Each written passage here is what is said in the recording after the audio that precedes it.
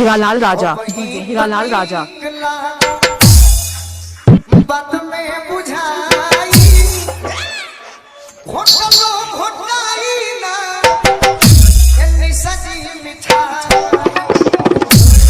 प्यार के बात हमारा भी मत कर, हम डिस्टर्ब हो जाए। समझी ले डिस्टर्ब तो इतना होते हैं कि सुबह कॉल मुझे आता है, निशा जी ज्यादा उनके साथ मत रहिए। हम बोले हाँ नहीं भाई हम दूर है, हम दूर है भाई, इतना दूर है।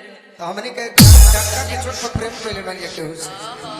हाय रे प्यार, सोशल मीडिया भी देख रहा है प्यार। तनी देखल करी हमरा के काम जी, तनी देखल करी हमरा के काम जी, ना तो हो जाए प्यारे मनाम जी, ना तो हो जाए प्यारे मनाम। डीजे हीरालाल राजा, डीजे हीरालाल राजा, डीजे हीरालाल राजा। होटली बाजार सिद्धार्थ नगर।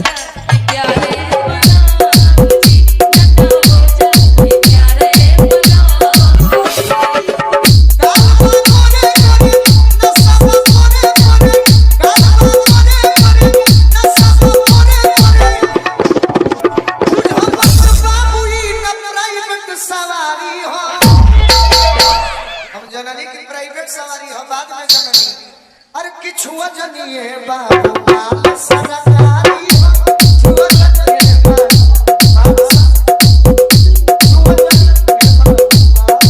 सरकारी।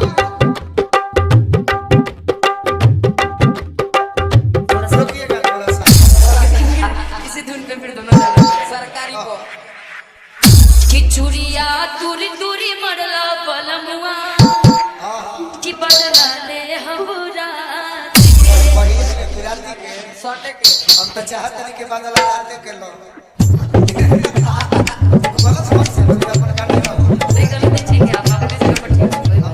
होटली बाजार सिद्धार्थ नगर।